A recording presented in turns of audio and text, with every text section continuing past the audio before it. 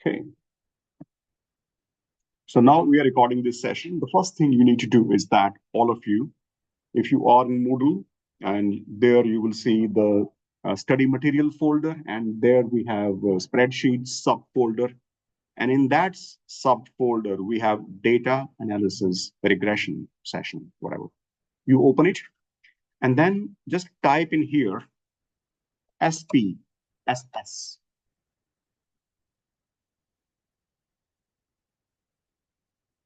In the search command, SPSS.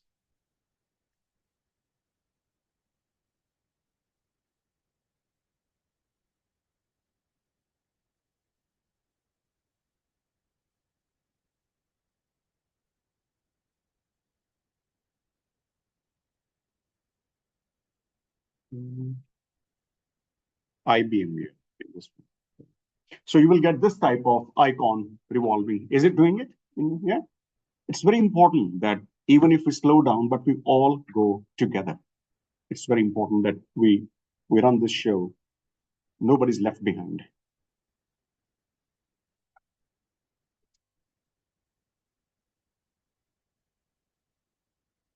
It could be a bit slow, but slow and steady wins the race. Is it still true? Is this proverb still true? The slow and steady wins the race. Do you remember the story? You must have heard in your school time, the hare and tortoise. Yeah. Yeah.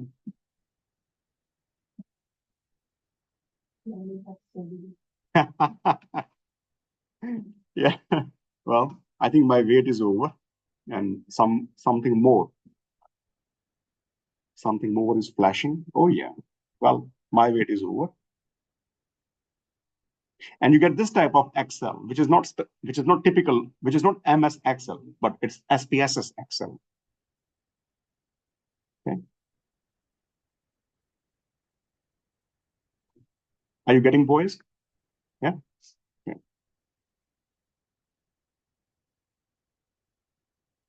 Now, what you need to do next is that, and because I can't ask you every time that, guys, you are doing it. Every time you are left behind, you give me shout. Okay. Now, what you do is, you open the spreadsheet that you have already of this data analysis.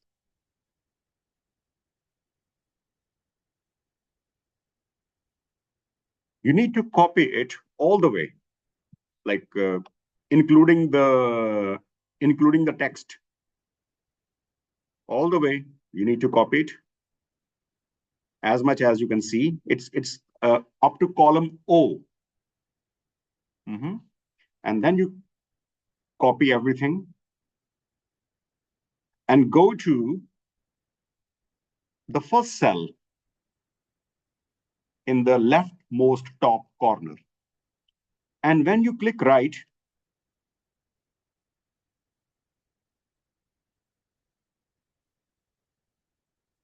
it will ask you two options to paste. The first option says paste. Don't do that. If you click paste with variable names, then the name will also be pasted. Otherwise, you have to type separately the name of the variables. Okay. So you paste data with the variable's name. You click that, and soon you will see that even the names are showing up. So it pastes as such.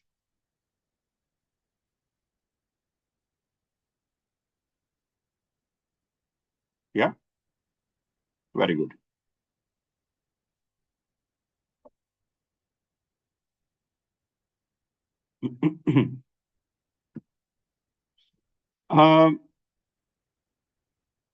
Now I have to ask you, is everything fine?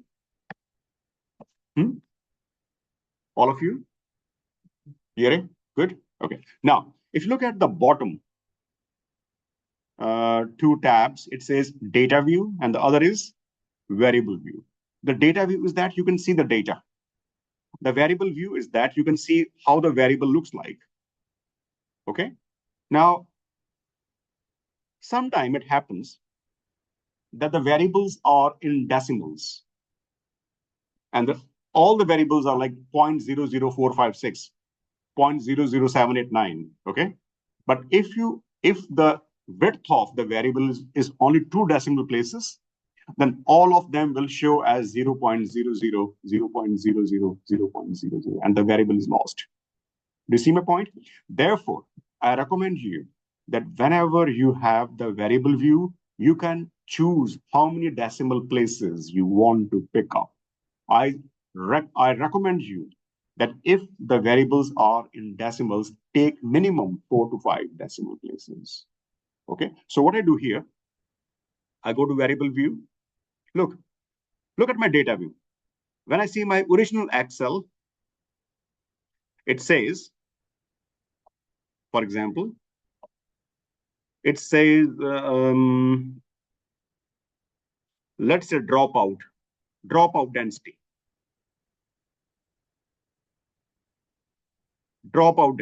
Density. It's 0.8815, the 5 decimal places, right? In the original data. But when I see the SPSS view, it's only have 2 decimal places. No, we need to do something. What we do now, no problem. We can change the variable view.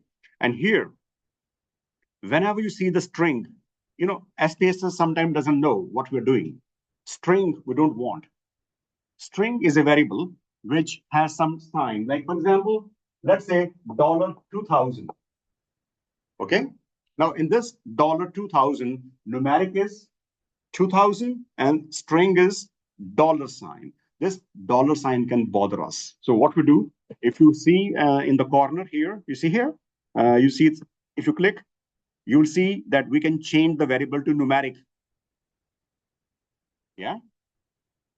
Did you come across the same problem? Yeah. So click numeric always. Sir, could you explain that again? Yeah, Sharika. In the original data, I want you to look at the variable called dropout density, right? We have 5 decimal places. If you see 0.08815. But when I paste this data in SPSS, SPSS doesn't know.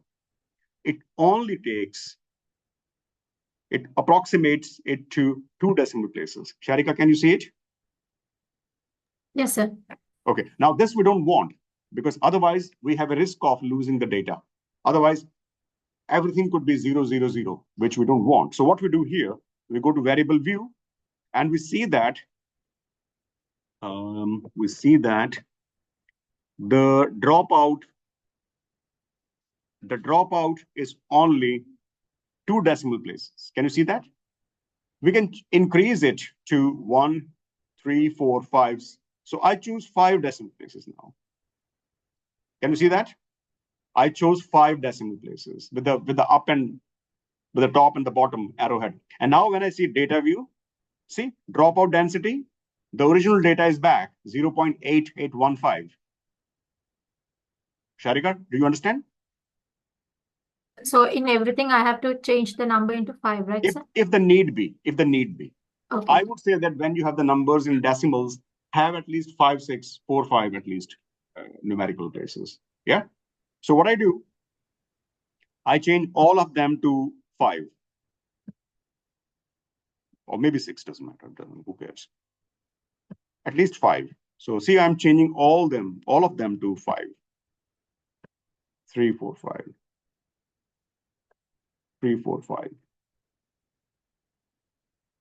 You can even save these files, because you will, when you write your original thesis, actual thesis, you will not do all the analysis in one day. So you can also save it in your SPSS mode.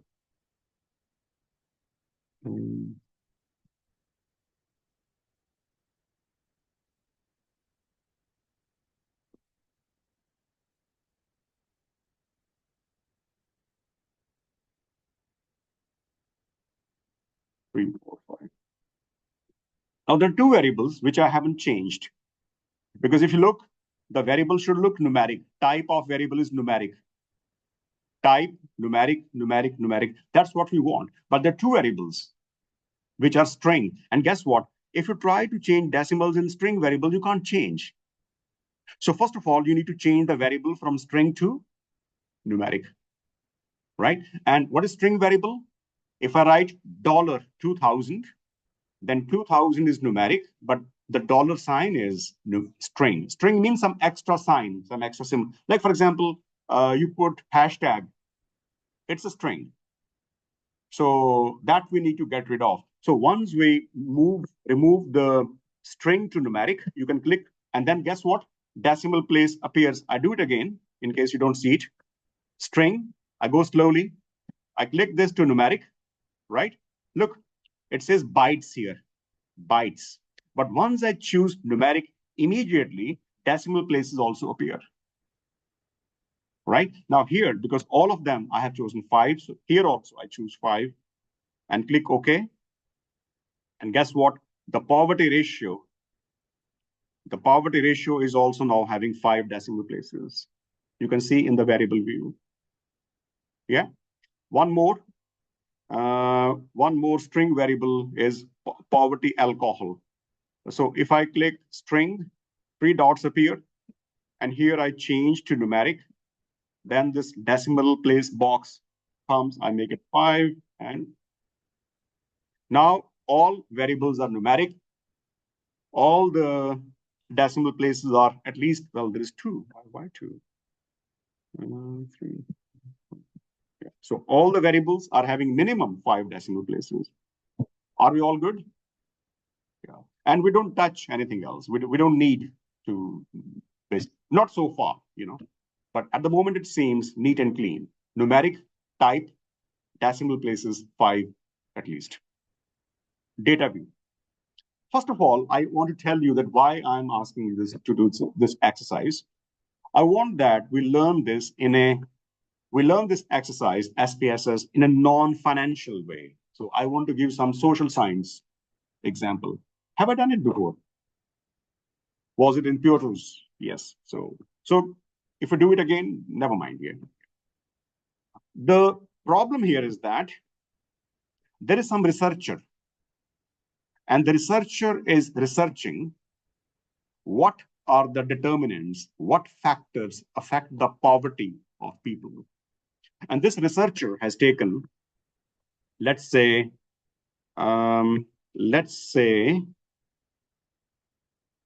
data from 550 cities. 550 cities took a survey or secondary data, and then got the different variables.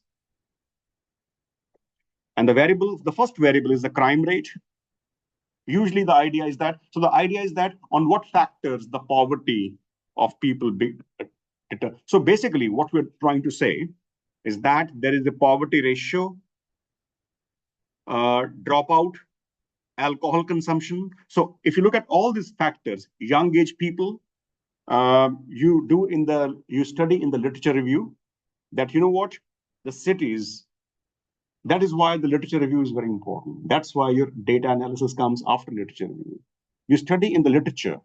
Your thesis topic is that what are the determinants of high poverty in the big cities, let's say. And then you do the literature review and you find that the cities where the crime rate is higher, right? The poverty is more. The city where the kids, they go to school, but they don't complete the studies, they drop out, poverty is more. And how do you know it? Well, these variables are very straightforward, but when you do the lit review, you know these factors. People who consume more alcohol in the cities, there is more poverty. Where we have young people, because when you have more young people in the city, maybe the city is not able to give them jobs because young people needs more jobs. Maybe the city is not able to give them and people become poor. Working population, not all the variables are plus and minus.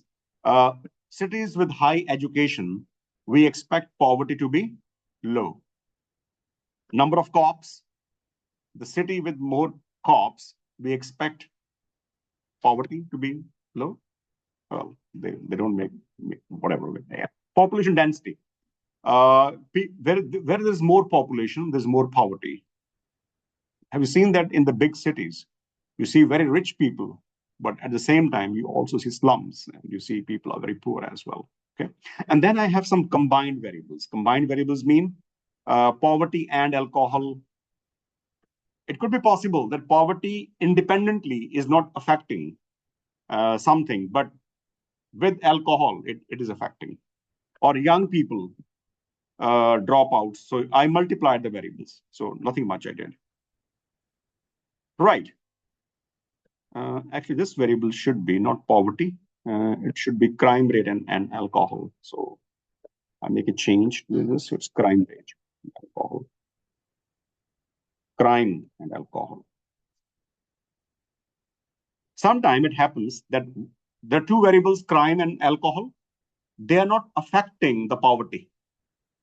But when you combine them, then they become more efficient. Do you see my point? Let's say that let me show you the whiteboard. Let's say, so if I take a pen here, the idea is that poverty is the dependent variable, and it depends on, can you speak out what's the first variable? Crime rate and poverty is a poverty. So poverty is the dependent variable. What comes after poverty? Dropout density. So I'm just taking the abbreviation. Dropout density. What else? Alcohol consumption and young generation. Young generation. Who else? Working population. Yeah. Education intensity. And let's say that there are many more variables. And where do these variables come from? They come from the literature review, from the previous studies.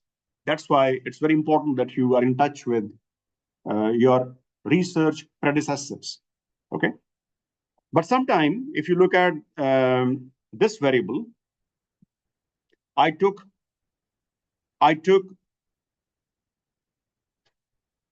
young and education. Young and education.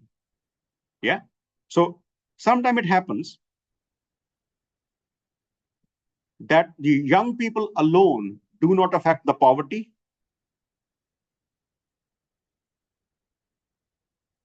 And the education intensity also doesn't affect the poverty. But when you combine the variable, then they affect the poverty. Let's say that crime rate doesn't affect the poverty alone,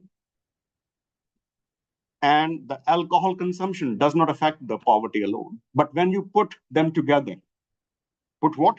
Crime rate and alcohol. So the criminal who doesn't drink alcohol is not poor. And those who's alcoholic, but he's not a criminal, is not a poor person. But the poor person is the one who is not only an alcoholic, but he or she is also participating in the criminal activities. Sometimes we combine the variable. Do you see my point? So this is called the dependent variable. Dependent. And these variables are called independent. In one regression model, there can only be one dependent variable, but the independence can be many.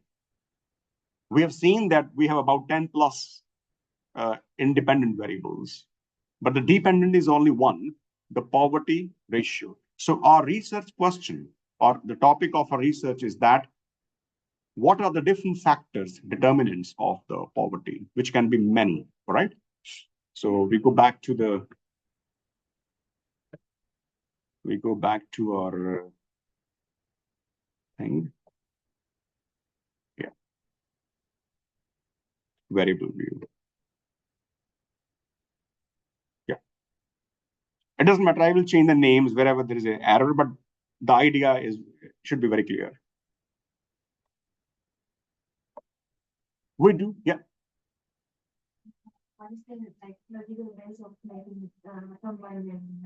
Combined variable, I can explain it to you once again.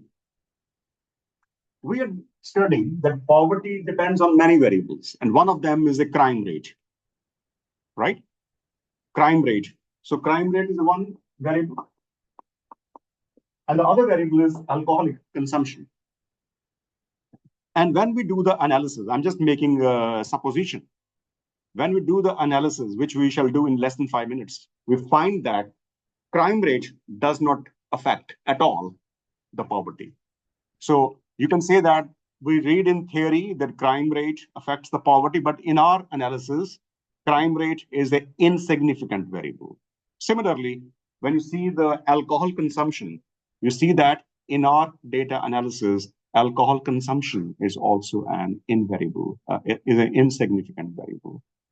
But then you ask a question, hey, what about those criminals who are also alcoholic, or those alcoholic who are also criminals? If you see the matrix of a criminal and alcoholic, you can say yes, no, yes, no. Somebody is a criminal and alcoholic, but somebody is a alcoholic but not criminal. Similarly, somebody is alcoholic and criminal here. So sometimes you want to see the effect of joint variable. That is it so that non-alcoholic criminal is not causing any poverty, but the criminal alcoholic does. So that is the idea, that we take the joint variables or the combined variables, right? For example, I can say that the students who come from, let's say, Sri Lanka are very intelligent. So students who come from Sri Lanka is a deep independent variable, and their education performance is a dependent variable. And then I say that the student who have the IT background, who have the economics background, are also very intelligent. This is my theory. But when I do the data analysis, I find that neither the student from Sri Lanka is showing any significant impact on the educational achievement, nor the students with the economics background. But then I ask, hey, what about the Sri Lankan student who has studied economics? And what about the Sri Lankan students who don't have the economics background? Then I do the combined variable. And I may end up reaching a conclusion that Sri Lankan students with economics background have very good academic. So that is the idea of getting the joint or the combined variable. Okay? Yeah. We can have even 3 variables. We can multiply even 3, but that will complicate the story, right? Now, okay. You can change, if you find difficult to read, you can change the size of you can read it clearly. Okay. When you do the thesis, you will do 3 types of analysis. Primarily, of course, you can do multiple types of analysis, but 3 is something we call it baseline analysis. Baseline means the bare minimum, the minimum analysis, and that is, I will again stop sharing with you. That analysis is called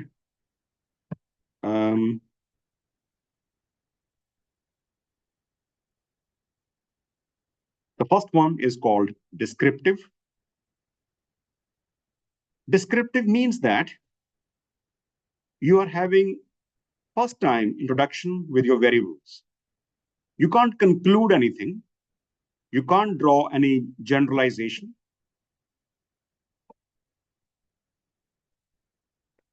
You cannot make any cause and effect relationship. But this just basically gives you showcase that how your data looks like. Okay, but there's no association. No two variables. You can't say that this variable causes that. You can't say it. So there's no cause and effect relationship. Okay. The second analysis that you do is called correlation analysis. The correlation analysis is stronger than descriptive. It shows, are two variables related, associated, or not? But it doesn't tell you who is cause and who is the effect. Look, if I say that advertisement expenditure of a company and the sales revenue, they are related. There is some connection between them. I'm talking about correlation because I'm saying that there is a relationship between these two variables, but I'm not saying that who's causing who. I'm not saying who's causing who. So in the descriptive, there is no, we do not study two variables at a time. We study one of them each separately, and we just see that, okay, this is good, this looks nice, this looks very bad, But again, we can't draw any conclusion. So it's like a first handshake with the variable, first point of contact with the variable, first type of introduction. That's what we do in the normal life. When we meet some people, we just have a handshake and hi, hello, and we just have a small talk before we go deep in the discussion, right? So this is the first point of introduction, like the small talk basically. In the correlation, we find some type of association or the relationship between the variable, but still we are not able to prove who is causing who. Like I gave you the example of poverty, for example, advertisement expenditure and sales. Let's say you have the data of all the companies in Uvascular, how much money they spend annually on advertisement, and what is their sales revenue. We can find the correlation, but we can't say yet who is causing. Is it that the companies who spend more on advertisement experience more sales revenue? Or is it so that the companies who earn more sales revenue are able to spend more on advertisement? Who will decide this? That who is causing who? That we do in the literature review. That's where the literature review is very important. Theories, the empirical studies, the previous studies that you do, you find in resource. So that's why. The third one is the top most important. And here we basically do the regression. In the regression analysis,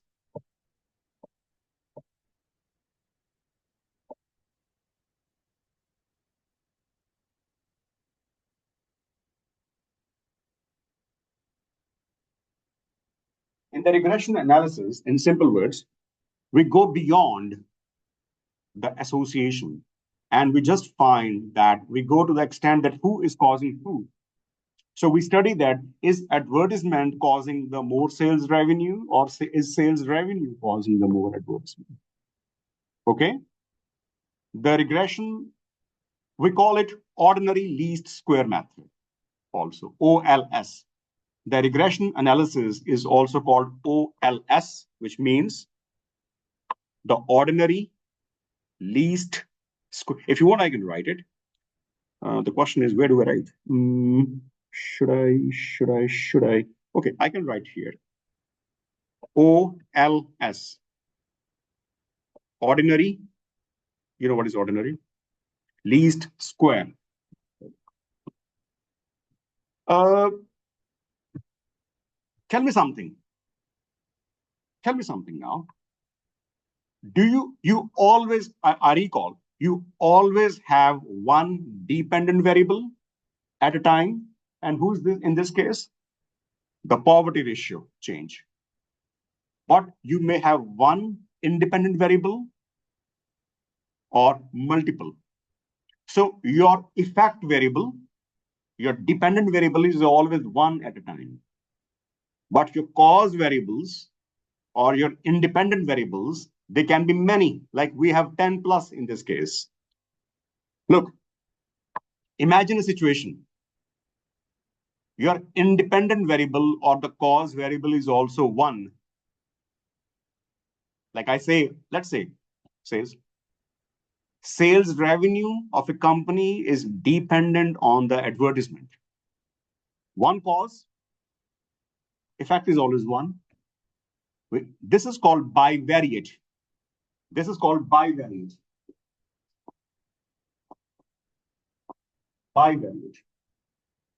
Why we call it bivariate? What does bivariate means? Bi means 2, like bicycle, 2 cycles. Variate means 2 variables. Tell me something. The analysis that we are doing now, is it bivariate? Poverty ratio is depending upon exactly 1 variable or many? Many. So what we're doing right now is called multivariate or multivariate, as nowadays it's more fashionable. So it's called multivariate.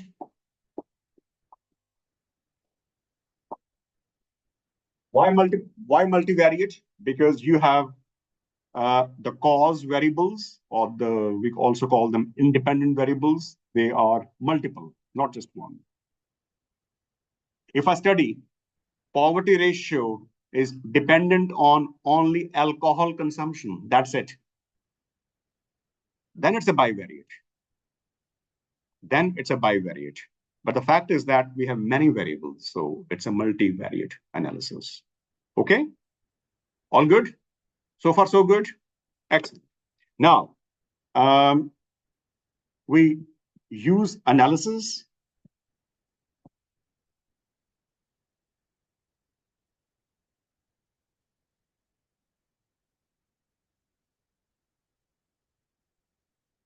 I think this is the one we shall be using most often, this analysis tab. In the analysis tab, you see the descriptive statistics. It's very important now that we go together.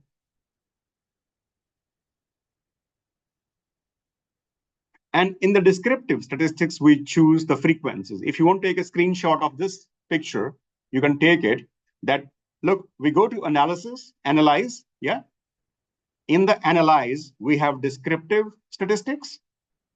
And in the descriptive statistics, we have the frequencies. Well, I'm recording it, so you will remember anyways, so it doesn't matter, yeah? But if you want, you can take a screenshot. So three steps. Descriptive, analyze, descriptive, and in descriptives frequencies. Click this. Sir, I will be leaving now, and can I get the recording? Yeah, sure, Sharika, you may leave, no problem. Thank you very much, sir. And here, you see that? This is, I call it dugout. Have you heard the word dugout before? Dugout is the team is going to play the match, but the coach has not decided who will play. Dugout is that place. And now this is the playing area. So we can bring each of the variables 1 by 1. Or if you want to choose all of them, you can control, what is the word called? Yeah, something here. So you can select all of them and bring in the one go here.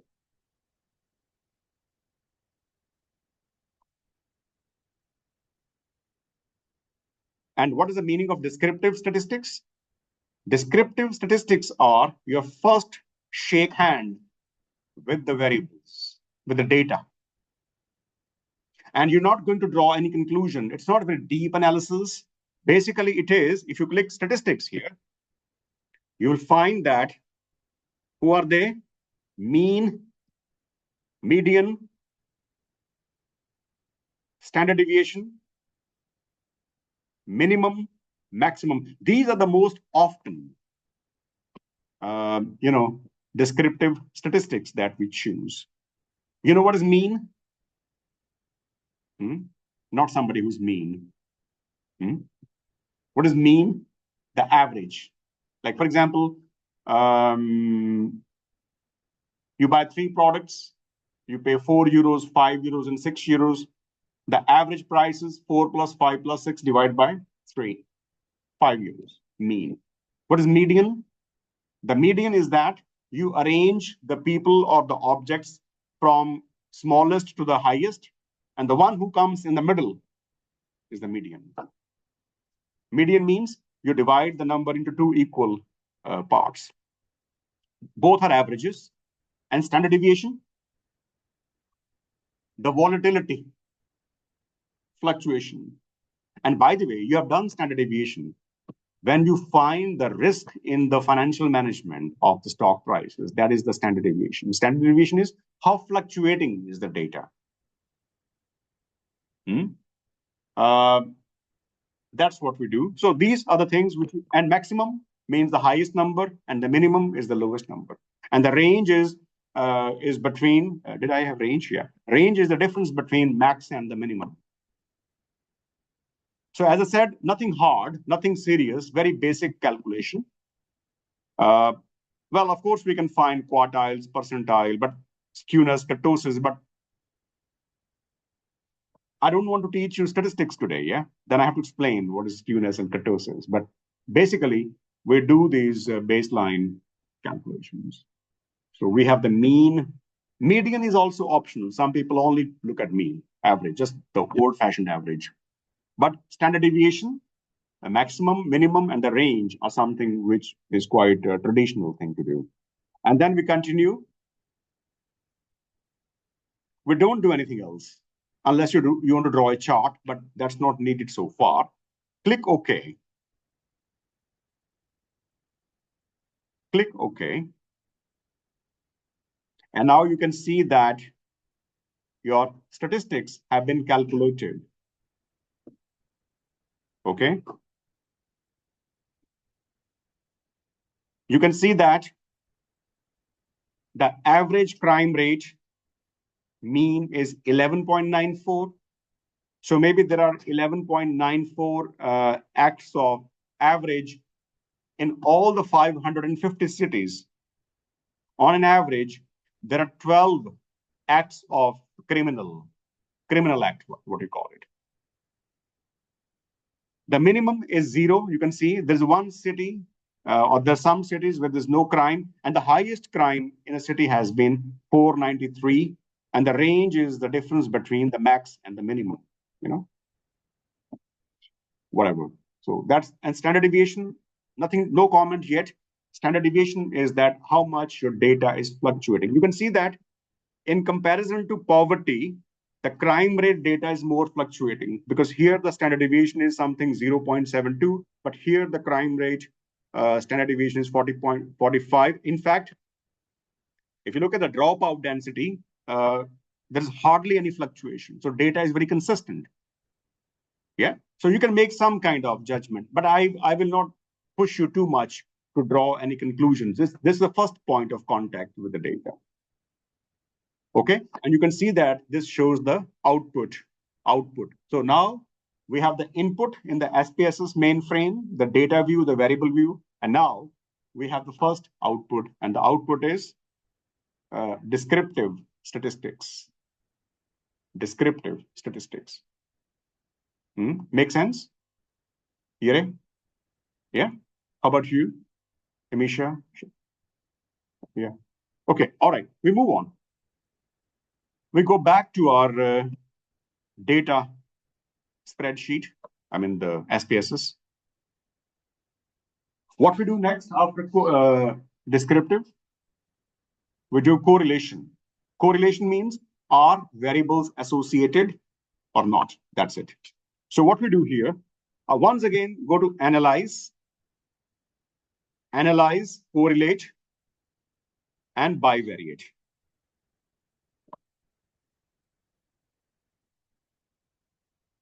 Or we can pick the pick bivariate with confidence intervals. Bivariate with confidence. Sorry? You don't have it? Really? You don't even have correlate? No, I have correlate, but I'm looking for a one. Only bivariate. Okay, I will also pick up bivariate. No, it doesn't make any difference. Bivariate. Do you see that I am contradicting something? I told you that we will be having multivariate analysis. But in case of correlation, I'm taking bivariate. Bivariate here means that we want to see if two variables out of all the 15 are correlated or not. So we study two at a time. Two. Like for example, we study, is poverty and alcohol correlated? Is dropout and the number of cops correlated? So we can only find the correlation of two variables at a time, right? For example, if I want to find, you have four here, right? I want to find out who is academically stronger. Well, I'm not making any competition. So what I will do, four, but I can't find one figure which compare all four of you. What I do here, I find there are four students, but I only compare two at a time. Yeah. And guess what?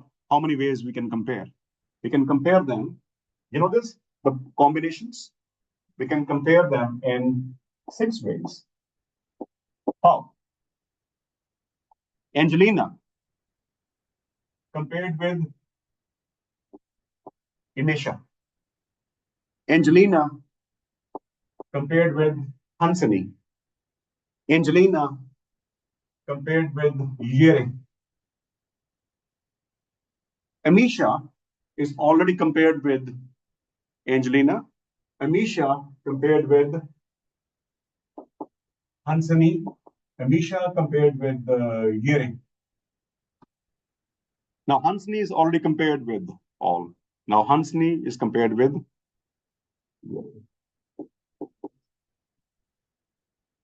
So that is why this is called bivariate, that you only compare two variables at a time. The 6 comparisons, out of 4. So we pick bivariate and we put this logit is something else. So I will rather not take it. So this goes in. Poverty ratio goes. Logit is a logit regression, but I will teach you some other time, not today. Dropout, and then I pick all of them. I pick all of them.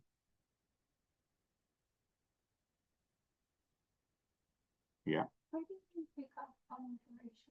Oh, that is called logistic regression. So basically, it's also poverty ratio. Look, I have taken poverty ratio, but not the logit, because logistic regression is a new technique, is a different technique, which I will teach you some other time. So that is why I'm not taking it. And here you can see that by default there is the Pearson's regression. Can you see that? Pearson is regression is named after Carl Pearson, who made this technique, very popular, yeah. And two-tail, nothing changes. Options, go to options. Options, no option is needed. Just continue. Confidence interval, yeah. I was thinking that I would get the confidence interval by itself, but now click confidence interval. Click yes here. Yeah, yes here, and let it be. Okay, we can change to 90. Change it to 90. Now, please tell me, have you ever heard about confidence level or confidence interval or not? Have you heard it, Amisha? When did you hear it? Okay. What it means basically?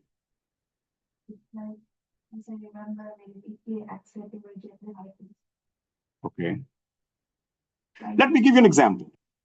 And this example I always give every year, and it works very well. Imagine I'm the chief inspector of police. And there has been a crime taking place in the city. You are my 4, I can call them detectives. Go and detect the case from different angles. And you, after 1 month, you come up with a report, and you come to me independently, not together. Here it comes first.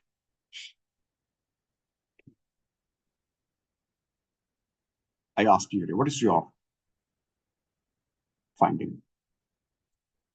Jerry says that my decision is that this guy he should be declared guilty.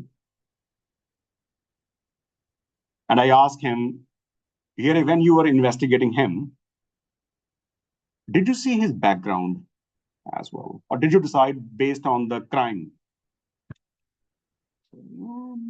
I think I ignored it. I didn't do it. So the first point of doubt come to my mind is that he didn't investigate the background check of this guy who he is declared guilty already. He's a great detective, but I asked him some more questions. Did you meet his close relatives? What do they say about this guy? And he says, yeah, there is a mixed feeling. Some people say that he can't do it. He's an angel. But some people say that he has some behavior problem when he was a child. One more doubt comes to my mind.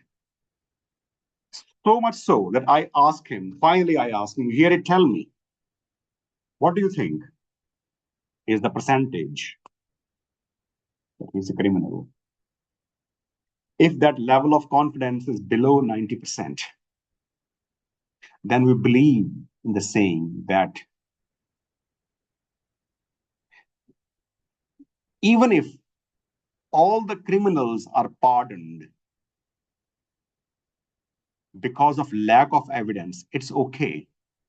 But no, not one person should be hanged because you haven't done the investigation properly. You see my point? And he says that we agree that, you know what, we have less than 90% chances declaring this person as guilty. Then I would say, Yere, let's declare that he is not criminal. Or go to the field and do more research.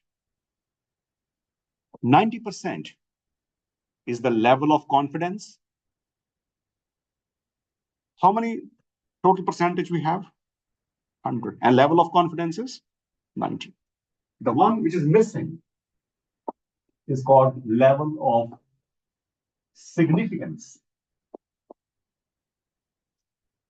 The level of significance is the level which we think that it can be random, things can go wrong. So I want to give you a leeway. So before I put this guy in the jail, the maximum error of detective, which I can ignore, is 10%.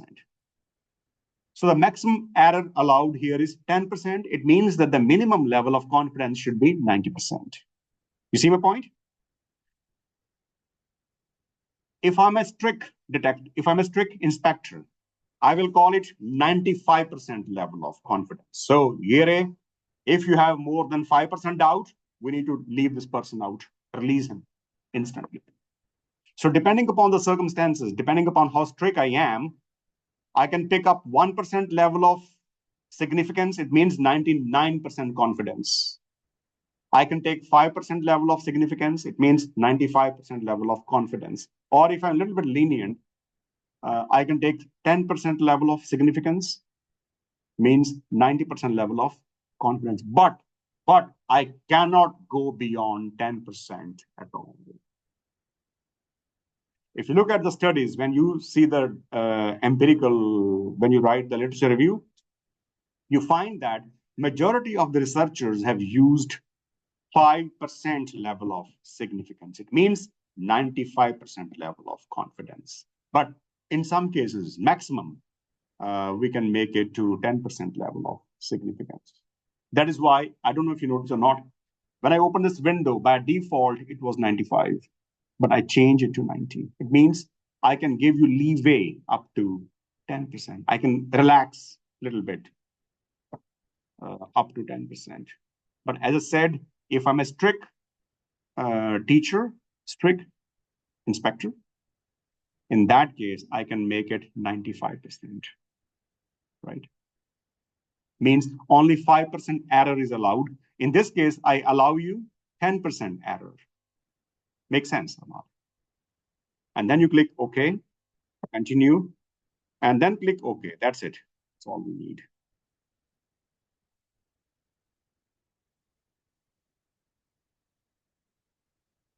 That's all we need. Have a look. The correlation between poverty ratio and the crime rate is 0.21. What is the level of significance here? Huh? 62.8%. Because 0.628 basically means 0.628 means 62.8. Is this correlation significant? Is it good? Can you really conclude that yes? Can you say with 90% level of confidence that poverty and crime rate are correlated? Yes or no? You can't say it because here the level of significance is more than 10%. Look, it's 62.8% error. 62.8% error. No way. But look at this one, for example. Look, it's a very interesting finding. I know people who drink alcohol, they'll be very happy. Actually, the crime rate and alcohol consumption are negatively correlated. Bravo. And I tell you something, you must have, when you do this actual research, maybe it's possible that in the literature review, you have studied that cities where the alcohol consumption is more, crime rate is also more. And then you make the hypothesis, but guess what? Maybe your hypothesis is rejected this time because your finding is very much opposite to the popular perception. And what is the popular perception? That more the alcohol consumption, more is the crime rate. But here it's negative. First of all, it's negative. Means the cities where the alcohol consumption is more, crime rate is less. And how much? You can say, look at the level of significance. You can say almost with 100% confidence. But look at the level of significance, 0.009. And how much error is allowed? The error allowed is 0.10. And how much is the level of significance here? Guess what? Almost 100% confidence that the cities where there is more alcoholic consumption, crime rate is less. Again, that's also very interesting. Many people would believe that the cities where the young people are more, the crime is more, and here we say that actually it's opposite, negative. And this also we can say with 100% of confidence. So never feel any pressure to get the findings which are, what's the word? Which are in conformity with the previous research. You don't have to be aligned with the previous researchers. In fact, more your research are deviating from the stylized facts, more is your contribution to the theory. Because then it means that, what is your justification? It means you're adding to the theory as well. Okay, now you know what to read. So poverty, why do we have this 1, 1, 1, 1, 1 in between? Because the correlation of crime rate with the crime rate is 1. The correlation of poverty with poverty is 1. The correlation of dropout with dropout is 1. That's why that is 1. So we call it matrix, basically. So we have a correlation matrix. Can you see that? We have some 15 variables, but at a given point, we only are examining 2 variables at a time. Okay? Does it make sense? Now, before I go to the final step, I want you to understand the idea of level of significance and level of confidence. Just shut your eyes and process it, because this will be very much used for the regression as well. Level of significance is the maximum error which is allowed. And level of confidence is the minimum level of confidence which you must have. in your findings, in your reporting? Yes.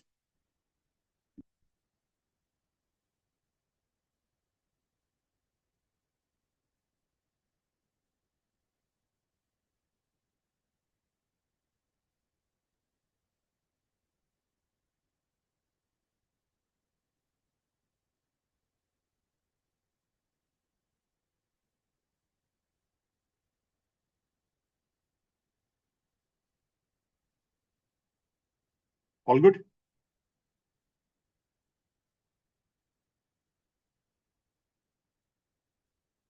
Yeah. Okay. Let's go to our data view again. And now the last thing, remember what we're doing is called baseline analysis, which means the bare minimum. Of course, there is no limit to it, but this is something which I would like to see in every thesis. This descriptives, correlation, and regression. Well, in some cases, it's not possible, but we find something else. But this is something, if you know how to do these three things, then you can basically do any analysis, no big deal. Once again, analyze. You see regression? And then there is linear regression. Yeah, linear regression. Click yes. Now you have two dugouts. The dugout is one, but the playing field is two. One is dependent variable, and the others are independent. Look, independence can be plural. Can you read that here? It means you can have the multivariate, but dependent is only one. And who's your dependent variable, by the way? Poverty ratio, not the logit one, but the normal one. Yeah. So take it to select it and take it here. Poverty ratio and crime rate is, and then all of the variables, I can select them. The one go drop out, blah, blah, blah, blah, blah. Here.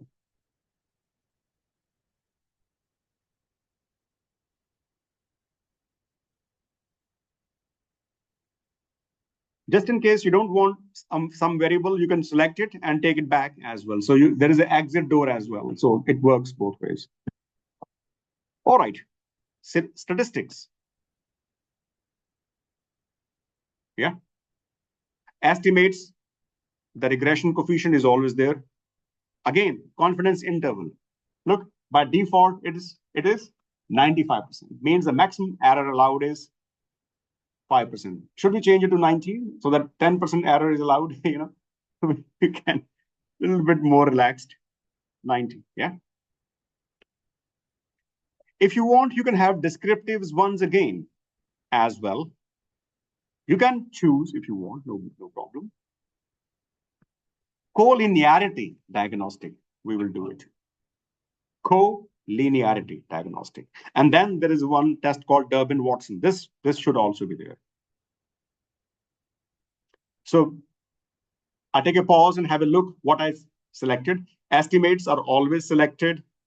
Confidence interval is taken. Model fit by default. Descriptive is up to you if you want to do it again. Otherwise, we have done it already. Collinearity you must do. What is collinearity? The collinearity is that I want to give you an example about collinearity. Then I would be better able to explain.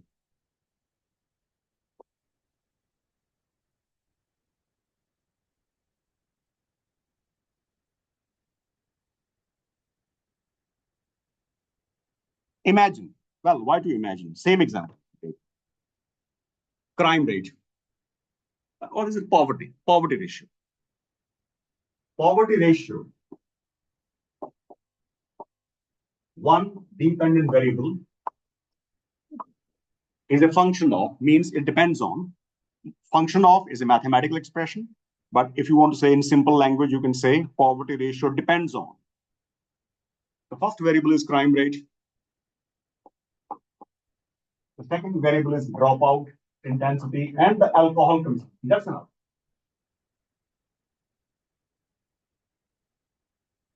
Ideally, we want that effect of this on this should be strong, significant.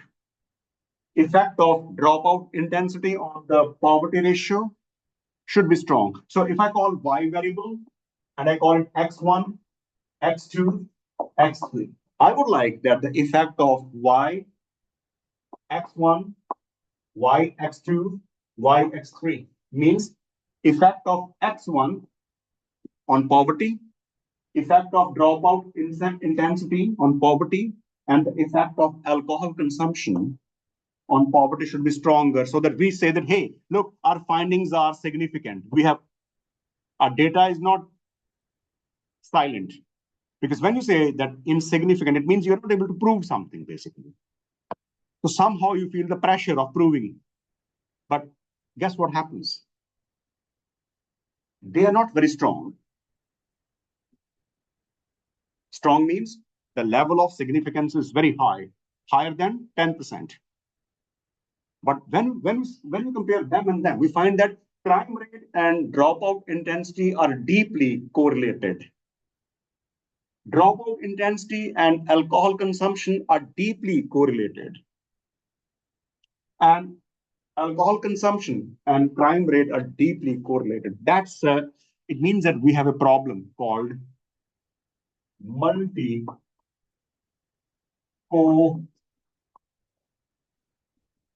linearity. It's a very big, long word, but basically it means that our independent variables are very much entangled with one another. Are very much entangled with one another. So rather than they show their effect on dependent variable, they are very much into what is the word, entangled, or they are very much stuck into each other. That will harm our results. So basically, when I say correlated, it means that whatever information crime rate is giving, almost same information is a dropout intensity given, and almost same information is the alcohol consumption is given. So basically, these three variables are so correlated that if I remove them and I only take one, I can manage.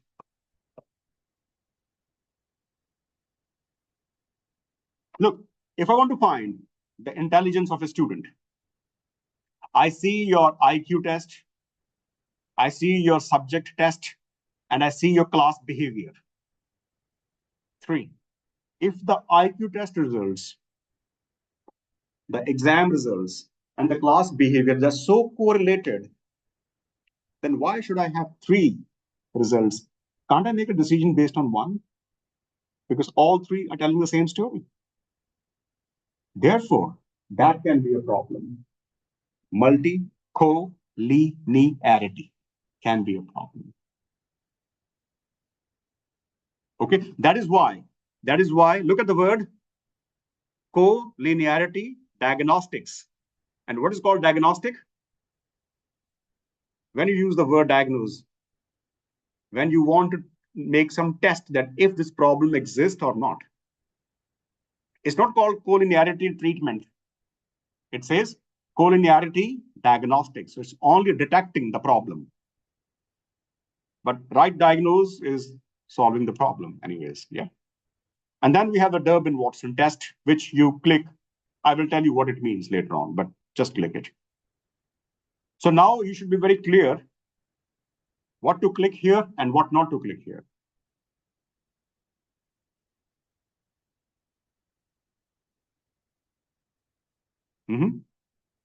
All good? And then we continue. We don't need any graphics yet. That's a other added function. So we just click, we just say, okay, do some mantra, do some meditation, do some prayers, and say, okay.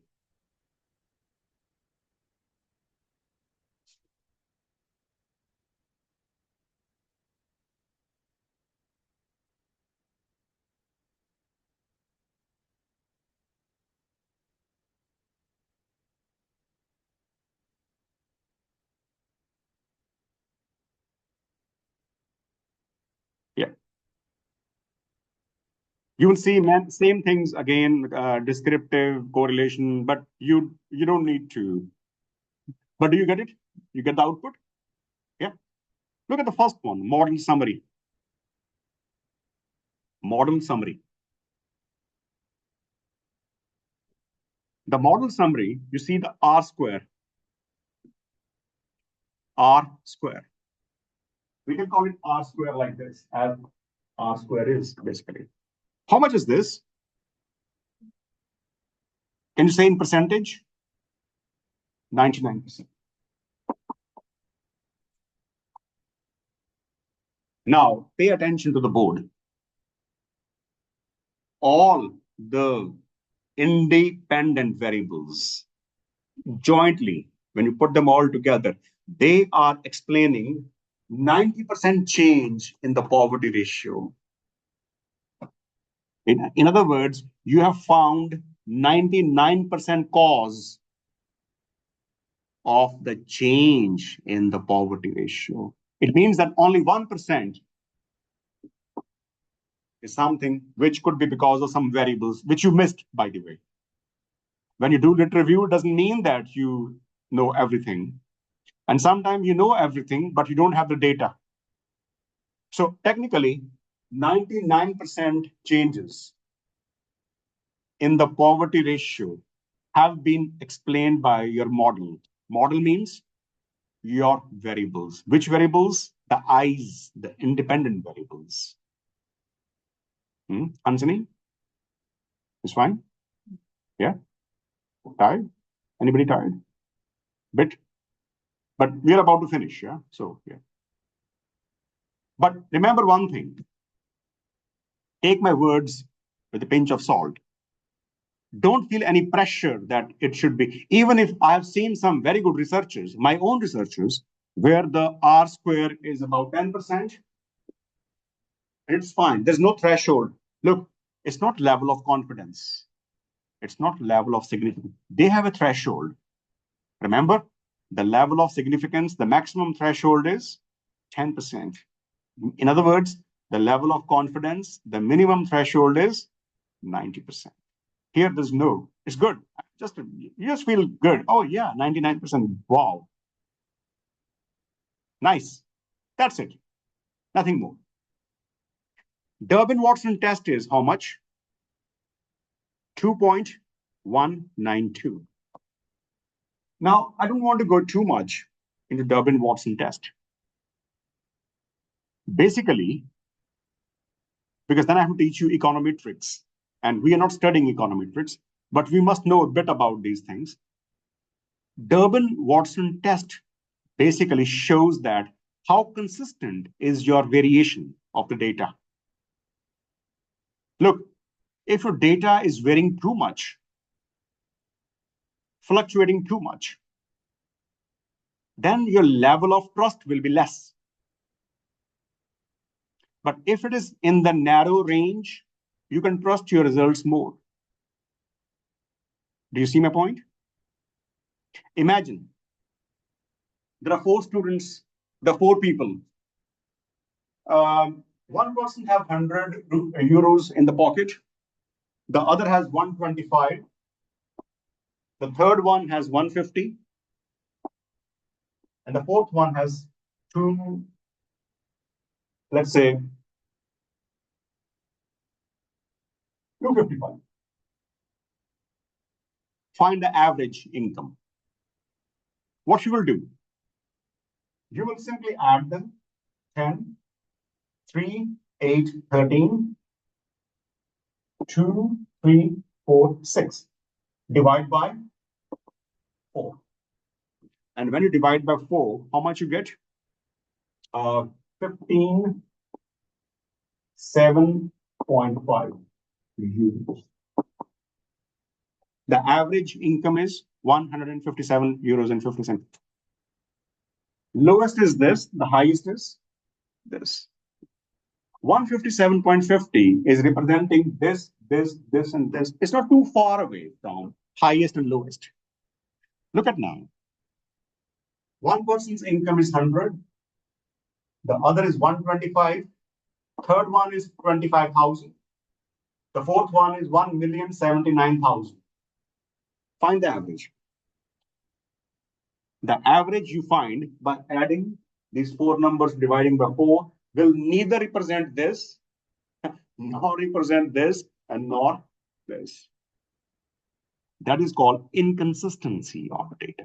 Durbin-Watson test shows you how consistent is your data. As a rule of thumb,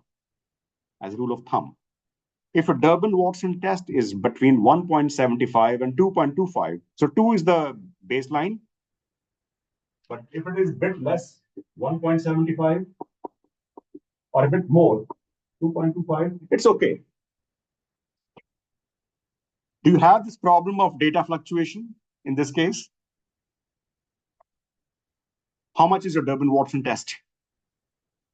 2.192. So it's very much in the limit. So that is a recommended limit, but it's not a dangerous limit. Okay. So this is falling very much in the, yeah. And then you come back to the coefficient. This is the real thing. This is the real stuff we need to see now. This is the real stuff we need to see now.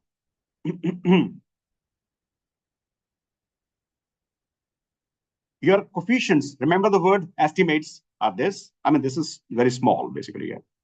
Crime rate. I want to ask you, does crime rate affect the poverty? It's a task for you. Does crime rate affect poverty? Now remember, please remember one thing. These all are the cause variables. These all are the cause variable, and the effect is poverty ratio. My question to you is that, does crime rate affect the poverty? Yes or no?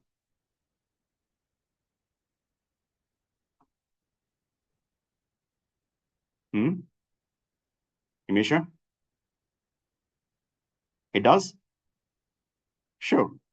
Look at the level of significance of crime rate. It looks that it does affect, but look at the significance level. Sorry, this one, 0.792. How much significance level maximum is allowed to you?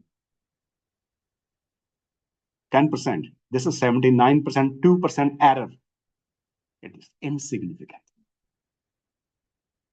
It is insignificant. The first thing you see is the variable significant or not. 79.2% error we can't allow. How about dropout density? Look, it affects negatively. Look at that, because the sign is minus, right? But is it significant? So basically, it says that, you know what? As the dropout density increases, the poverty goes down. And as the dropout density goes down, the poverty goes up.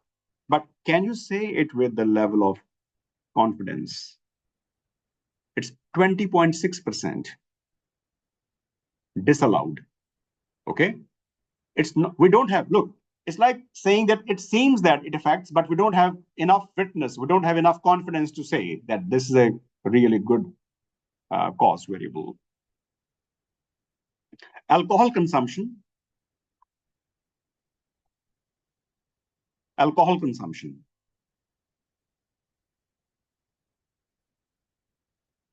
Does or not? Why? Almost zero. So you can say with 100% confidence that the alcohol consumption affects poverty, but does it affect positively or negatively? Is it so that, look, is it so that more alcohol consumption, more poverty? Or is it say that more alcohol consumption, less poverty? Less. How do you know less poverty? Because the sign is opposite. They go opposite. If you look at that, the sign is negative. One goes up, the other goes down. So I can say with literally 100% confidence that as the alcohol consumption, which is the cause, increases, the poverty drops.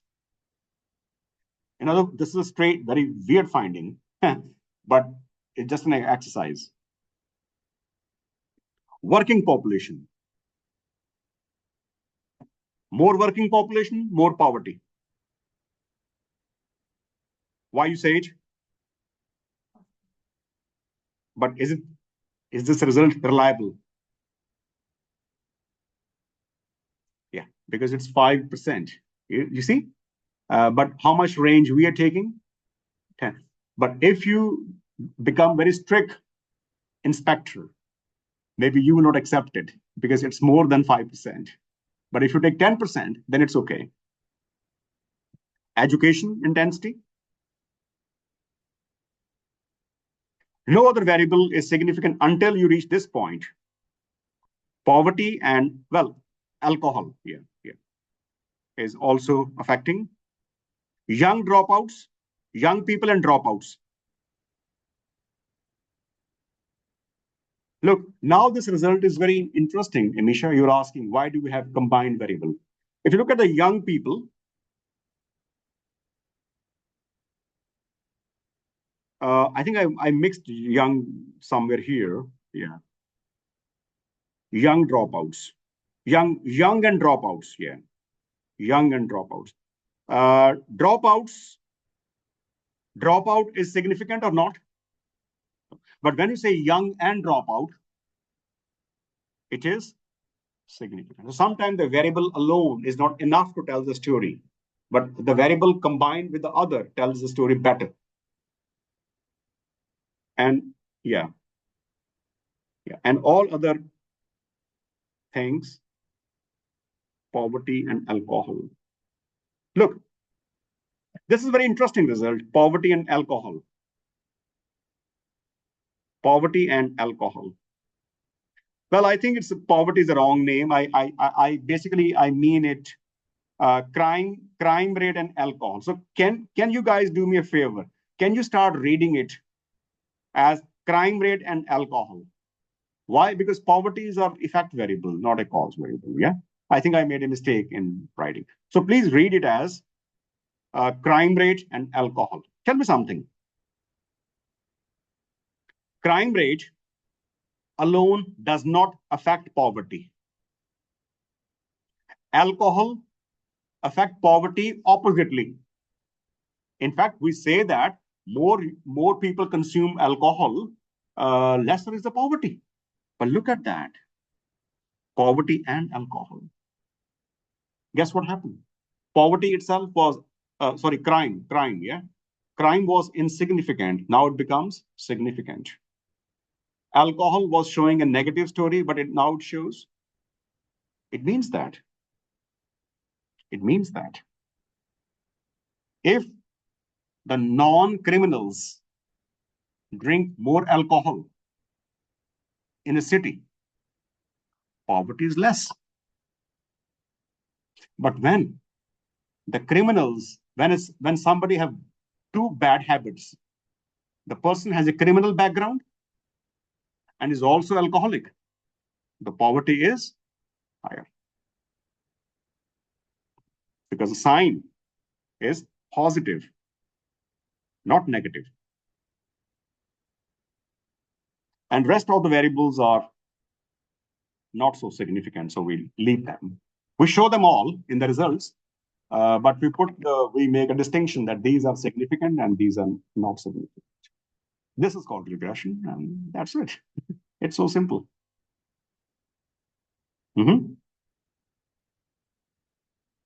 So this little task can make you data analyst, basically. So when you want to become the financial analyst, then you need to go to this little bit of things.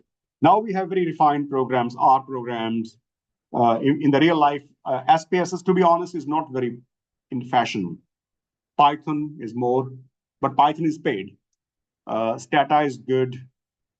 Then we have MATLAB, is also very much in fashion. R is free, by the way. But I would teach you some other time when you start actually doing thesis. R Studio, you can download it, it's free of cost, no problem. Then we don't have to come to this lab. We can just do anywhere, because it's very personalized. But still SPSS, because it's simple, it's a good starting point to learn financial data analysis. Yeah, yeah. Well, that's everything I have to say.